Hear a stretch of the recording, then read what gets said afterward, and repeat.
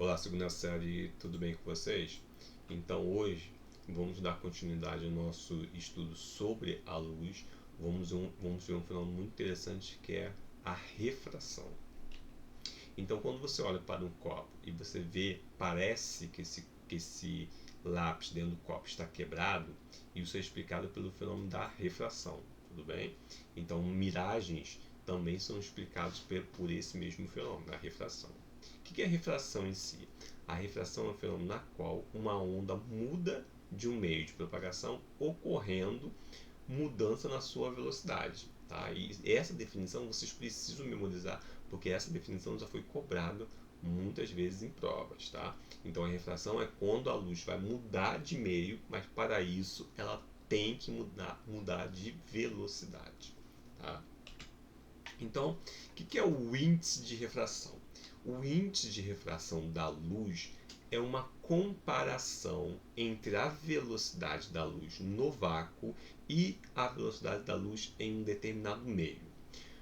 Lembre-se que a velocidade da luz no vácuo é o maior valor que a luz pode ter. Ou melhor, é o maior valor que qualquer coisa pode ter. Tá? Nada terá uma velocidade maior do que a velocidade da luz no vácuo. E qual é o valor disso? É isso aqui, ó. A velocidade da luz a gente representa por C. Então C é a velocidade da luz, que é igual a 300 mil quilômetros por segundo. Isso mesmo, 300 mil quilômetros por segundo. No vácuo. Então essa é a velocidade da luz no vácuo. Então nada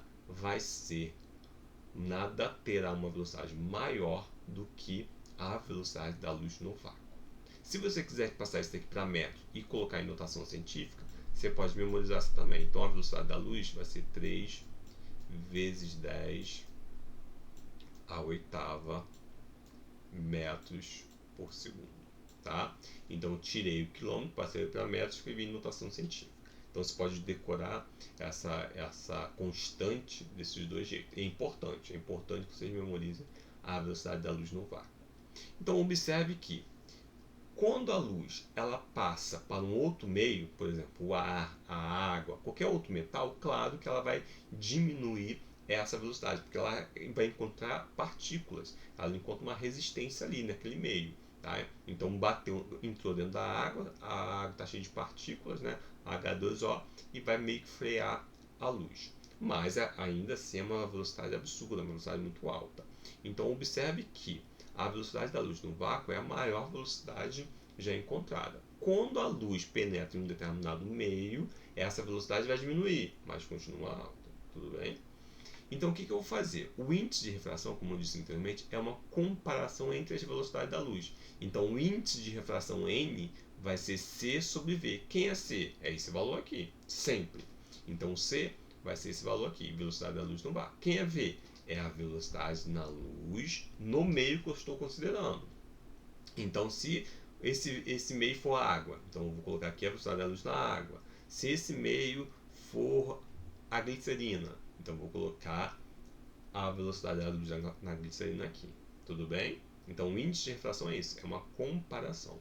Observe que velocidade da luz, a unidade no sistema internacional é metro por segundo.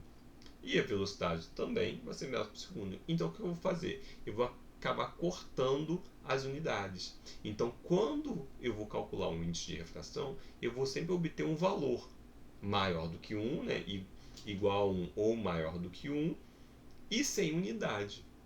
Então, essa grandeza, índice de refração, não tem unidade. É o que nós chamamos de uma grandeza adimensional. Não tem unidade. Por que não tem unidade? Porque eu estou cortando velocidade com velocidade. Tá? Tem velocidade aqui em cima, tem velocidade aqui embaixo. Eu acabei cortando, não tem unidade. Então, eu vou obter isso aqui, ó, por exemplo. O índice de refração do diamante é 2,420. Qual unidade? Não tem unidade, é adimensional. Tá? Então, aqui é a segunda grandeza que vocês estão vendo que é adimensional. A primeira foi o que? Vocês viram lá na primeira série, que é o coeficiente de atrito. Né? O quartzo. Qual é o índice de refração do quartzo? 1,540. Observe que o valor que eu vou encontrar do índice de refração nunca pode ser menor do que 1, nunca pode ser 0, alguma coisa. Por que não pode ser 0, alguma coisa? Porque o numerador sempre vai ser maior que o denominador. Só poderia ser 0, alguma coisa se o numerador fosse menor que o denominador. Mas isso nunca vai acontecer, porque aqui em cima é a velocidade da luz no vácuo, que é o máximo valor da velocidade encontrada. Tá? É um princípio físico, nada vai possuir uma velocidade maior que da luz no vácuo. Então a velocidade da luz no vácuo é 1. Tá? Por que 1? Porque se eu pegar C dividido por C dá 1. Dá 1. E no ar? No ar é 1,004. Observe que nós não vamos fazer os exercícios com essas precisões aqui absurdas. Né? Então nós vamos considerar que no vácuo 1, no ar 1, aí na água sim, 1,3. Tá? Então observe aqui que o índice de refração no vácuo e no ar nós vamos arredondar e considerar como sendo o mesmo valor, tudo bem? Então o índice de refração no vácuo é 1, o índice de refração no ar também vai ser 1. O índice de refração na água, 1,3. O índice de refração na glicerina, 1,4. Aqui, né, seria 1,5 aproximando. Quartzo, 1,5. Diamante, 2,4. Então nós vamos usar esses valores aqui. Tudo bem? Tranquilo, gente? E uma coisa, aqui, como o índice de refração do diamante é maior que o do quartzo, a gente costuma falar em refringência. Então eu falo aqui, ó, que o diamante é mais refringente do que o quartzo. Então presta atenção, quando eu sempre falar que um meio é mais refringente do que o outro, é isso que eu estou falando, né? Implicitamente é isso, que o índice de refração naquele meio é maior do que no outro. Então, a glicerina é mais refringente do que a água. Significa que o índice de refração da glicerina é maior que o da água. Tudo bem? Tranquilo? Tranquilo, gente? Então vamos avançar. Quando eu faço essa comparação usando a velocidade da luz, é o que eu chamo de índice de refração absoluto, tá? Então, absoluto é porque a minha equação tem a velocidade da luz. Agora eu posso fazer a comparação entre dois meios. Então, eu posso levar em consideração o meio 1 e o meio 2, tá? O meio 1, quando eu faço o índice de refração do meio 1 e do meio 2, é o que eu chamo de índice de refração relativo. Então, o índice de refração entre dois meios, meio 1 e meio 2, vai ser a velocidade do meio 1 dividido pela velocidade do meio 2. Tá? Então, o índice de refração entre dois meios é a razão das velocidades entre esses dois meios. Tá? É como eu pegasse aqui, ó, eu quero calcular o índice de refração do quartzo e do diamante. Então, vou pegar a velocidade da luz no quartzo e vou dividir pela velocidade da luz no diamante. Aí isso eu vou chamar de índice de refração relativo, porque eu não estou considerando um meio, tá? O meio vácuo. O meio vácuo não está sendo em consideração. Estou considerando duas substâncias aqui que não é o vácuo, tá? Então observe aqui, ó. Aqui é um exemplo típico de refração. Eu tenho uma luz aqui, ó, uma luz policromática. Policromática é o que? Eu tenho várias cores ali, vários comprimentos de onda. Quando essa luz ela passa de um meio 1 para o meio 2, vai acontecer refração. E aqui vai acontecer mudança da velocidade e vai acontecer um desvio. Observe aqui, ó, a luz ela está vindo. O comportamento dela seria aqui, dessa linha pontilhada. Mas ela vai acontecer um desvio.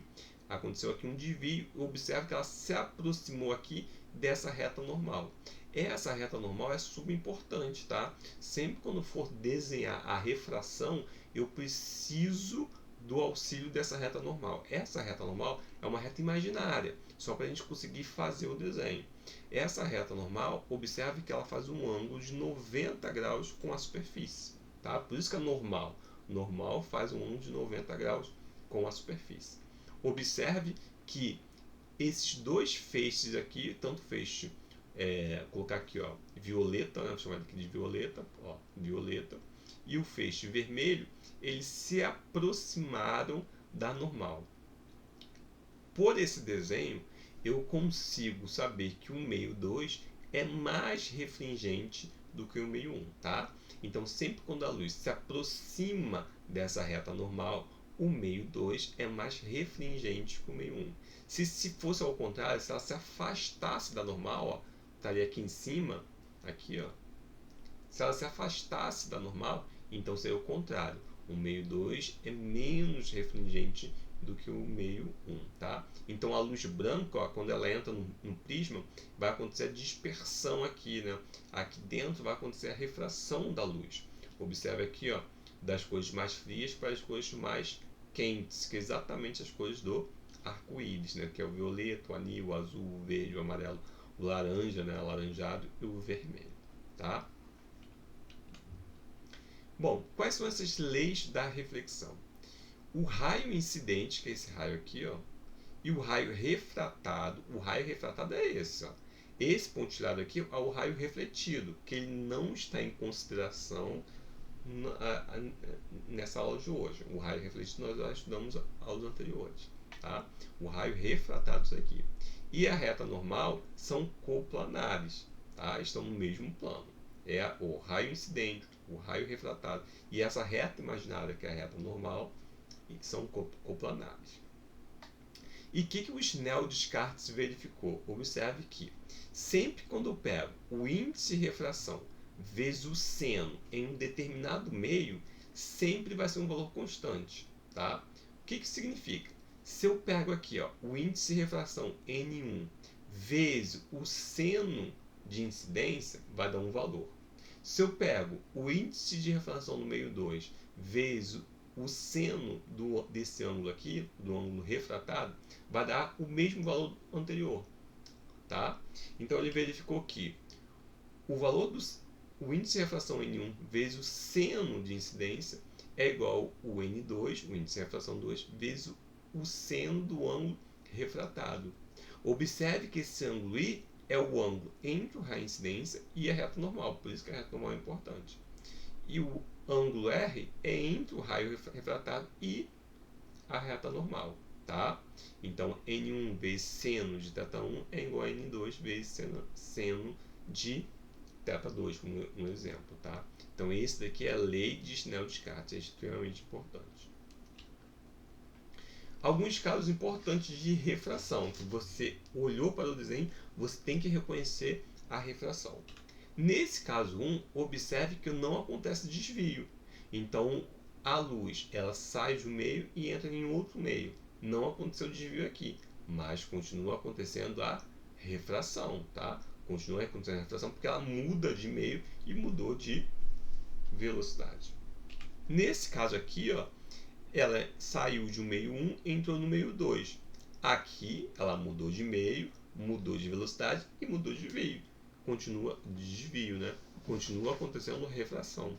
E aqui, ó, ela se aproximou, aqui ela se afastou da reta normal. Se afastou da reta normal, o índice de refringência do meio 2 é menor do que o meio 1, tá? Ou seja, o N1 maior que N2.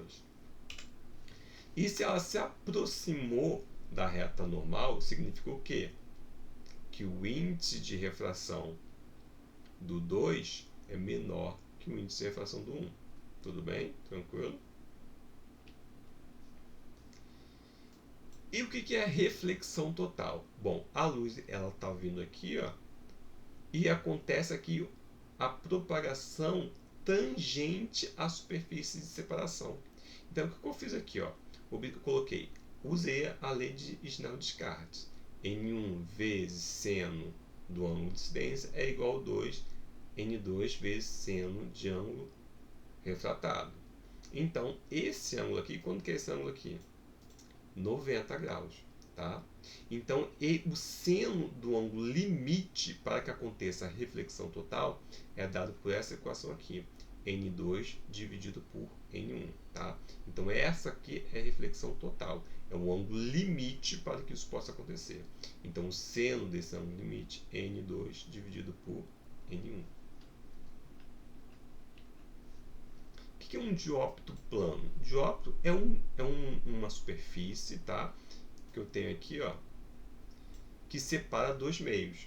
Então, aqui eu tenho ar e eu tenho água. Nesse caso aqui, vai acontecer um caso interessante. Claro que para que esse efeito seja verificado, eu preciso de uma água mais, né, não tão cristalina, a água um pouco mais escura, turva, né? Então observe que eu tenho um objeto aqui, pode ser um peixe. Você está aqui, ó, em cima de um rio olhando para o peixe. O peixe está aqui. Mas o que vai acontecer? Você vai ver o peixe um pouquinho para cima, onde que ele não está. Isso aqui é um efeito causado pela refração. Observe que a luz vai sair do peixe e vai atingir os seus olhos. Você vai ver como se fosse o prolongamento desse raio que está entrando dentro dos olhos. Você vai ver o peixe aqui.